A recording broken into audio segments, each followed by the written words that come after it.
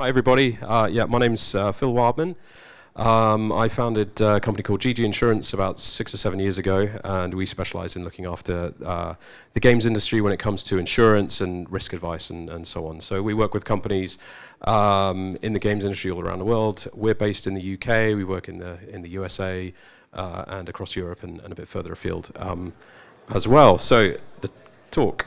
Yeah, this talk's going to be about insurance, which I know is a little boring for some people, but don't worry, emergency exits there at the back, and there's a strategic coffee break straight after this. So what I'm going to do is talk about insurance broadly and go through as many top tips as I can for you guys, try and cover as much as I can in half an hour. The slides that are going to follow are going to have a lot of information on them, so feel free to take as many photos as you want. They're designed for you to use as reference materials. If anybody wants me to email them the slides, buy me a beer and I'll email them to you. So there's lots of different types of insurance when it comes to the games industry. Lots of different relevant ones. There's not just one thing that is insurance. There's lots of different products. I'm going to quickly run through some of these key ones that I think are most relevant to games companies. Some of these you might have heard of. You might have seen these in contracts before. Some of them maybe not so much. They're different tools for different jobs. So the first one being errors and omissions, which is also sometimes called professional indemnity and media liability. This is probably the main one that most game studios should be considering. It's kind of like the juicy one. So this covers a couple of main things, one of them being breach of contract risks, another one being intellectual property, and a third one being cyber liability. They're generally what would be in an errors and omissions policy. Media liability, sometimes you'll see in there, they're kind of crossover and a bit blended. I don't have time to run into the deep dive into each one of these, but that's an interesting one to be aware of. Cyber insurance, hear about this one quite a lot. There's two types of cyber insurance to consider. You've got third party and first party. So third party would be your liability to other companies. So let's say you work for a hire company you're working with on behalf of a bigger project, and then you had a cyber breach and all the source code for the big project was leaked out. You'd be liable to the other company that you're working with. First party cyber is your direct losses. So if you had a breach and you suffered losses, that would be first party cyber. Two different types of coverage. Third party cyber usually included in errors and omissions. First party cyber, a lot more expensive, quite difficult to even qualify to buy it. My advice for companies that are thinking about it is explore getting insurance for it. But a lot of the questions the insurers are going to ask you is like, do you have 2FA? Have you got remote workers? Are they VPNing in? A lot of these are actually useful tips. So you could just get an insurance application for a cyber policy and give it to your IT team and say, do all this. Intellectual property insurance, copyright and trademark infringement are usually included in errors and omissions. But patents and trade secrets is a separate thing, so you can get separate cover for that. There's another new type of intellectual property insurance called chain of title. That's quite relevant to games that are working on older IP. They're buying in stuff. They're part of part of a transaction. So chain of title insurance is quite relevant. General liability insurance. I mentioned this one because it's seen in a lot of contracts. A lot of IP contracts if you're licensing in IP or you're working with bigger publishers or studios like Netflix or whatever. It's in part of their boilerplate requirements. So general liability is generally referring to injuries, which is not really relevant. You're not really going to injure people through playing a video game, but it might come into play if it's a VR game, it's a fitness game, you've got any sort of like physical merchandise. And whatever, so I thought it's worth mentioning there. Directors and officers covers the personal liabilities of company owners, so that's quite popular for obvious reasons. Key person insurance, this would be if somebody is sort of hit by a bus, it covers the company's losses that person is going to be out of action for a while. So that's also could be quite relevant if there's a studio and a key person is out of action. Warranty and indemnity insurance, and it's also known as reps and warranties in the USA. Part of a mergers and acquisitions deal, this covers like the unknown unknowns. Like if you're doing a sale, this could be a whole topic unto itself. But if you were doing a transaction, it can sort of bridge the gap between getting a buyer or a seller comfortable with the warranties that are being made as part of the sale. Whole topic into itself. but it's worth mentioning that there is insurance for that. Contingency insurance is almost an offshoot of W&I and reps and warranties. This is where there's an identified risk.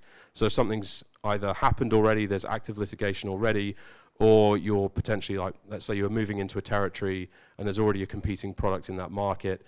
You could buy insurance to cover that. It's quite difficult to do. The insurers would then sort of play detective and try and assess the risk themselves and then say, okay, to take this liability off your desk, we'll charge you sort of X amount. So there's loads of other types of insurances. This is a real sort of whistle-stop tour of some of the key ones. Feel free to take a photo if you think this is going to be useful to you guys.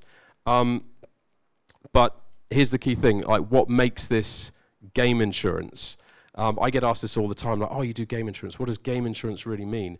Well, most insurance companies don't like covering games companies, unfortunately. They don't feel like they understand the risk. They don't understand how games companies works.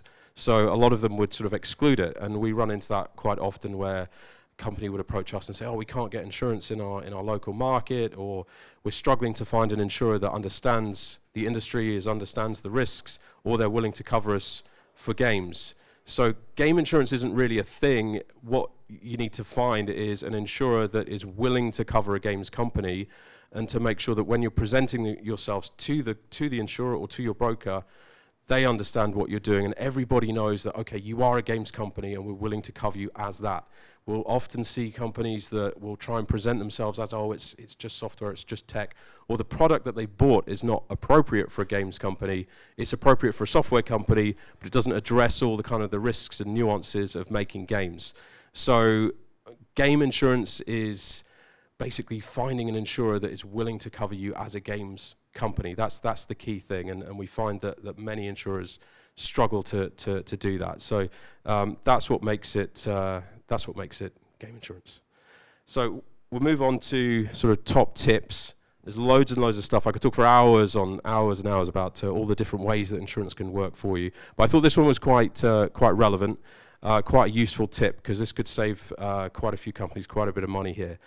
So how to structure a multi-company program. Now on the right here, we've got a definition taken straight out of one of our policy wordings from one of the insurers that we work with as what the insured means, the definition of an insured, and you'll see that it includes the named entity, so whoever's on the top of the policy, but also all subsidiaries, and then a bunch of other stuff, right? So we've come across clients that have approached us with lots of companies, lots of subsidiaries all over the world, all around the place, and they've got a spreadsheet with all their different insurances, and they're all insured separately, when if you look at this definition, you could just insure that one, and then they're all covered as well as subsidiaries. Now this is a really useful tool, because you might run into issues where, let's say, subsidiary B, I don't know if you can see that well enough, is based in China now. It's really difficult to get insurance in China. So if subsidiary B approached us, we wouldn't be able to help them. But if they were part of a group structure and we were to insure the holding company, that's fine that they can be insured in China as a subsidiary of an American company or a European company or whatever. This also is worth mentioning that if you're working with third-party developers, they would not be covered under this definition, but the work that they provide for you would be, if you're working on behalf of a bigger project. Now, you can use this to your advantage as well. So, if you've got, I don't know how many there are, six, 7 different policies there, if you consolidate them into one policy, that's going to be a bit cheaper for you guys. Or, you could just insure one subsidiary that's working on one project. So insurance is based on, it's not project-based, it's company-based. So if you were to insure the holding company and all the other subsidiaries, let's say you're quite a big company, that's going to be quite expensive. Another way that you could do this is to, let's say you were doing a contract with a big IP holder, and they required that you were having insurance. You could set up a subsidiary just for that game, develop it in that new subsidiary, and just insure that. That would be also a lot cheaper than trying to insure the entire group. You can also take advantage of that if you've got previous claims elsewhere in the group. You could just set up a subsidiary and just sort of ring fence that as almost like a fresh, clean slate. At the bottom here, quick tip, check your policy for jurisdictional limits and territorial limits. You might see these in some policy schedules. The territorial limits is where you can work. So, be mindful that if you see worldwide as your territorial limits, you could be covered worldwide. You can work anywhere. You can have offices all over the place. Your jurisdictional limits is where you can be sued, and this is really relevant, especially if you're working with any other parties in the USA. It's really common to exclude the USA and Canada jurisdictionally. So you can have worldwide cover excluding USA and Canada. That's really common. So you'd want to make sure that the USA and Canada is included if you're doing that. So just watch out for the difference between those terms. So on the other side of the fence is if you're the publisher or you're the IP rights holder or you're working or outsourcing work, what kind of insurance should you be asking for from other parties? Now feel free to take a photo of this. We've seen all sorts of different variations of this from contracts, long ones, convoluted ones. Some just say reasonable insurance. Some leave it really vague. Some contracts just say, oh, you're liable for your work without even suggesting that companies go and get insurance. This clause here is, I wrote this, I'm not going to say it's perfect, but this, and in the interest of time, I'm not going to run through the whole thing. You're all smart people, you can figure out what all of this means, but that would be a nice sort of starting point. And that would work between publishers, developers, IP licensors, and developers, and a developer and working for a work-for-hire studio. So, cool, rattling through this. Now, this wouldn't be a games industry talk in 2024 if we didn't mention artificial intelligence. So I get asked about this all the time. Can I get insurance for artificial intelligence? We want to use artificial intelligence in our game. Is it insurable? And the answer is you're asking the wrong sort of question. It's what are you using the artificial intelligence for? A lot of people jump to content generation. They think of, it's using AI to create content, to create code, to create storylines. But there's actually other applications, and I've picked 4 here that are quite interesting. Again, feel free to take a photo of this. But the risks, really, the insurable risks, it depends on what you're doing. But for content generation in the top left there, where you're using AI to create images, videos, code, stories, whatever, the risk that you want to consider is copyright infringement. Is this going to lead to copyright infringement? That's insurable. Another key thing that people don't often consider is around ownership when it comes to this kind of stuff. Different jurisdictions recognize ownership differently. If you've created work with AI, it might be that you don't actually then own the content, and that can come into play if you're trying to sell your business later or whatever, or to protect it down the line. So a few tips there on how to mitigate that. I don't know if you can all read that, but hopefully it's not too small. Other ways to use AI, data collection and player analysis. You could be into data privacy issues there. So can you be insured for data privacy concerns? Yes, you can get insurance for that. Different kind of risk. In-game content, where you've got talking NPCs and personalized content, personalized pricing even. Really cool application of AI there. So yeah, data privacy, media liability, that's insurable. Various unintended consequences, well, I don't know, it depends what your AI is doing if they run rogue through your game. And upscaling, synthesizing, and extending life of existing content. This is a really interesting and tempting use of AI where, let's say, for example, you've got a voice actor or mocap recording of somebody, and you've agreed to pay them X amount of money to deliver like 100 lines of dialogue or whatever. And the temptation is, let's just feed that into an AI and we can have unlimited use of that voice. So you could be into breach of contract there. There could be potential copyright infringement issues there.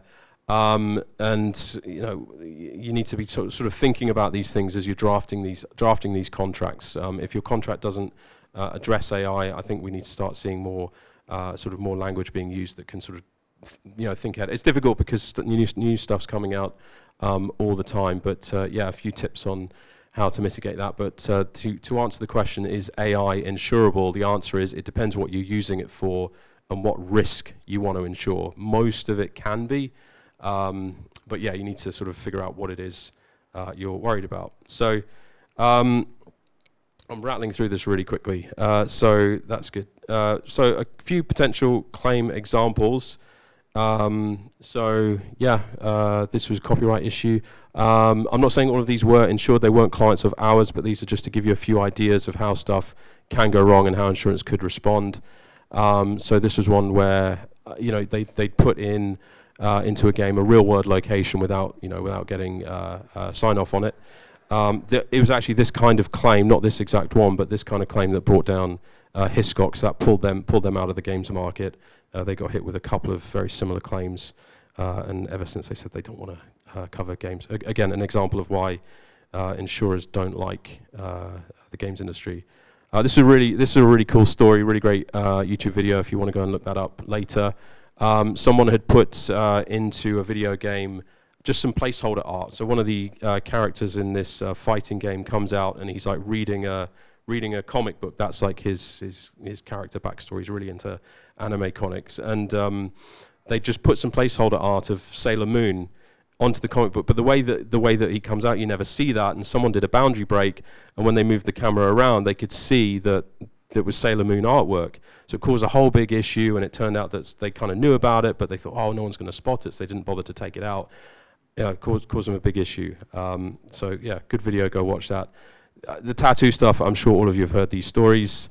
And yeah, Fortnite dances as well.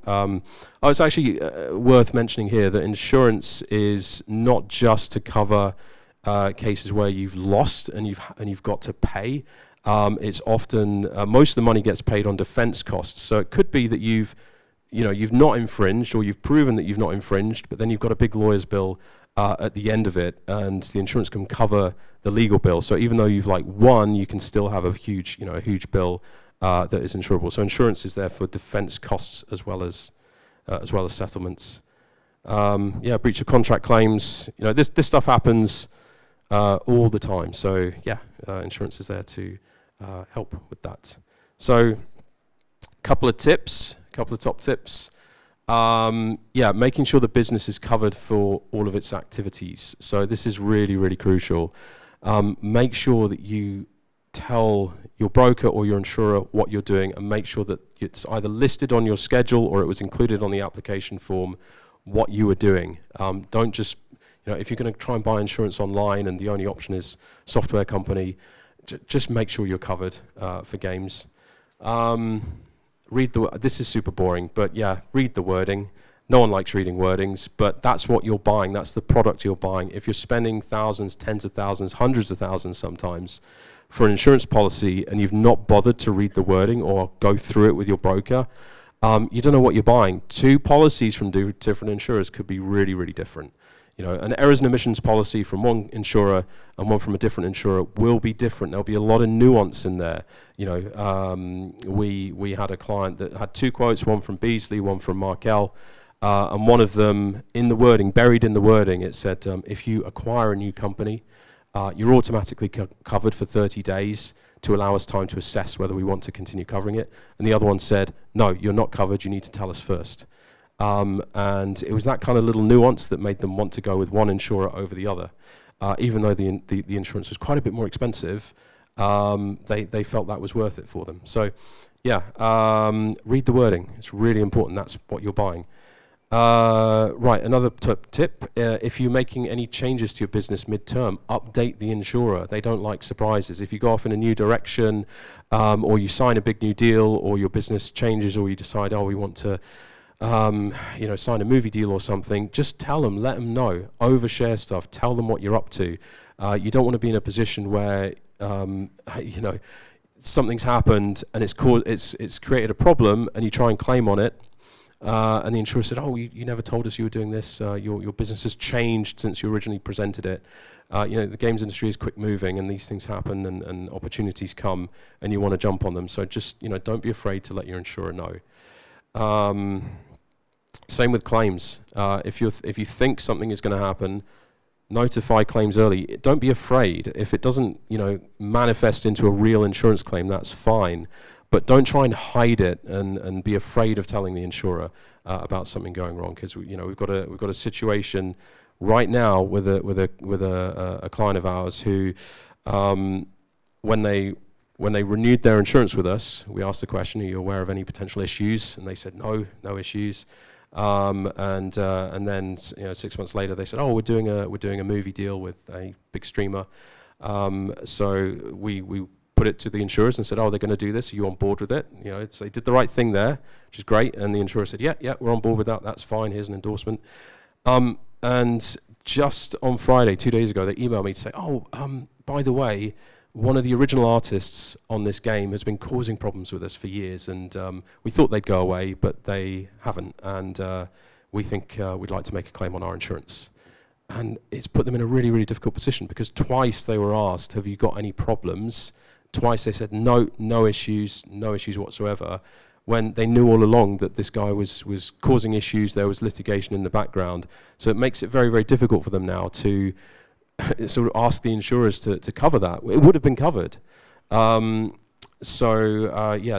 going to have to look at contingency insurance and after the event insurance, which is going to be a lot more expensive. And that seems fair. The insurers can't be expected to pick up the tab for something where you didn't tell them about it. They could have looked at that and assessed it and maybe priced it a little bit more and taken that risk on. But just overshare stuff. Tell the insurers what you're doing. Next tip: game development. As I think I've mentioned this already, but it's a recognized thing. So don't try and just sneak a policy through as you're a software consultancy, you're a technology services provider, or something. You need to be listed correctly for what you're doing on your policy. I've mentioned this a few times, but I really want to drum it in. If you're down as the wrong thing, the insurers could use it against you and say, you didn't tell us you made games, so we don't cover that. Just make sure that you're listed correctly. And ideally, the insurer should be comfortable with covering games. They've either got other game studios that they've worked with, or they know what they're doing.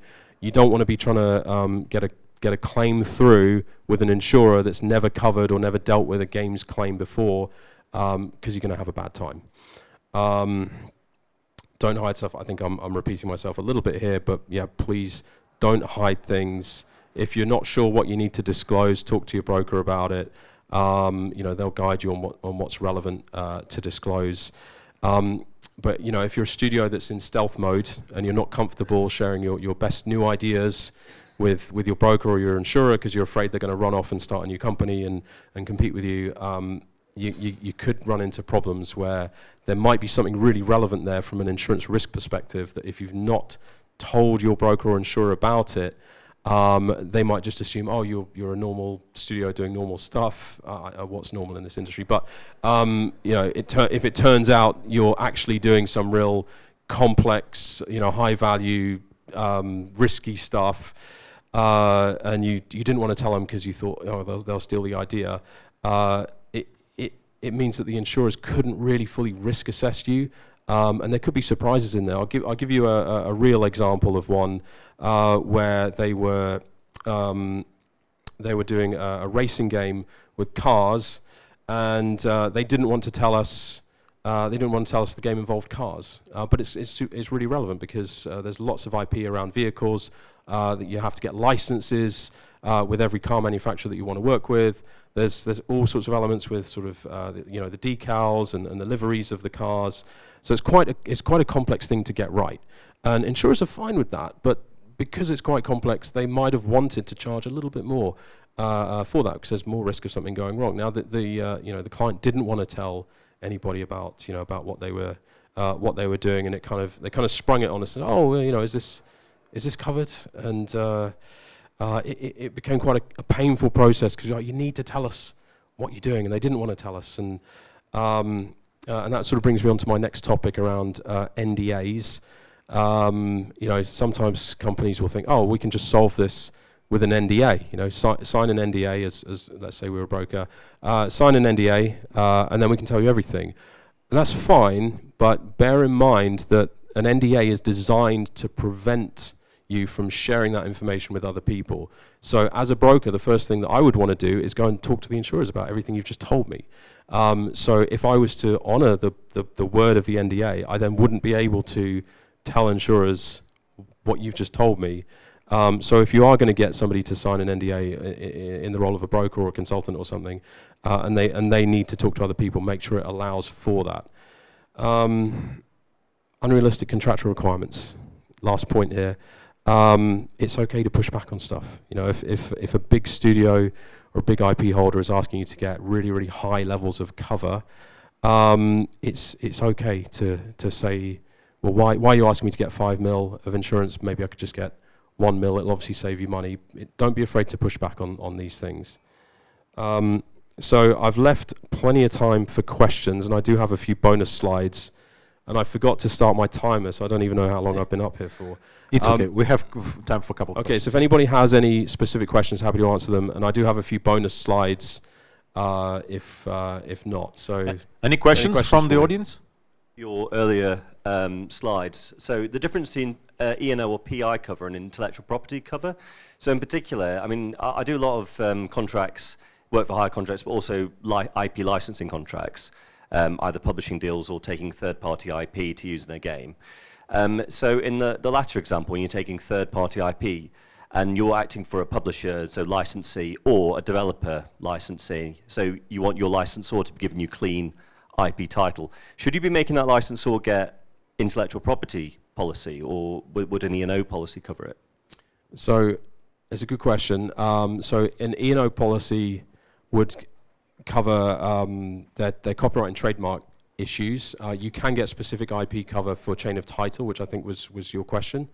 So it depends. It depends on which insurer you're working with, what the wordings are, and the specific requirements of that contract. Sorry, it's a bit of a vague answer. Yeah, that's a bit more of a technical one, but yeah, we can talk more about that. Yeah. One topic you didn't cover that much was exchange rate risks. When your revenue is in dollars or euros and your costs are in zlotys, that's definitely something that many of the companies might be having sleepless nights at certain times. So do you have any tips on that side? Yeah, so that's generally not something that most insurance policies would, most insurance policies wouldn't cover that. None of the ones that I've mentioned today. That's more of a financial instrument, and you might want to talk to perhaps a bank about that. But that's not something that I've come across from an insurance perspective. No. So there's lots of things that insurance could theoretically help with, and theoretically that could be insured. But then it's a question of is there an insurer with a product like that? I'm not aware of one, and then it's like, well, is it worth trying to, persuade an insurer to come up with something to address that point? So yeah, I get asked quite a bit about, is this insured? Is this insurable? The answer is theoretically often yes, but then is there an insurer that even has this product? Is it readily available? In that example, I've not come across that. Well, maybe if there's time for 2 extra slides, bonuses. Okay. I've got a couple of bonus slides. And somebody did want to ask me about this, so perhaps they're a bit too shy to stand up and give me their company name and ask me what about insuring fines or penalties. Yes, it can be insured. This definition here is taken straight out of one of our policy wordings for one of the insurers that we work with, and I'm sure the lawyers amongst us will notice that this is quite broad, and it does open up the insurer to covering fines or penalties. Losses. The slight nuance to this is one of the principles of insurance is you can't just willfully be negligent. You can't just say, oh, hey, I have insurance for fines and penalties, so I'm just not going to bother making any effort to get things right. You always have to try and act as if you're uninsured. So that's one question that was asked to me before. So that's fines or penalties. This is another thing that I see all the time. If you want to take a picture of this, it might be useful. We see in lots of contracts asking for additional insureds. This is where definitions are really, really important. If you're putting in a contract and you're asking as a publisher to be named as an additional insured, you need to explain what it is you want by that. Do you also want the publisher or the IP holder to also be insured for everything that they do as a business, because that's what the definition normally means? Or is it that you just want to note them for their interest, or they just want to be a claim beneficiary if a claim is paid? So I would really like to see more often in contracts where it's asking for additional insureds that you're actually defining what it is you want, because it's not realistic to expect a small indie developer to list Disney as an additional insured, because the insurer would then need to also insure Disney, which would be really, really expensive. So that's another thing that I see quite a bit. And final sort of bonus slide is sometimes you get asked to buy insurance with really, really high limits. So this is an example of how you could structure a multi-layered high-limit insurance program where you could have what's known as the primary insurer taking the first sort of tranche of losses. Then you've got extra layers above it, so that's how you could get to 50 mil, using multiple insurers doing different sort of attachment points and percentages. So yeah, that can be quite fun to put together. So I think that about wraps us up. Any other questions? Well, thank you very much for wonderful speech. Everyone just grab the speaker during our coffee break, which we will have right now, and get the rest of the information for you, which you did not ask perhaps. And please let's thank our speaker. Yeah. Cool. Thank you.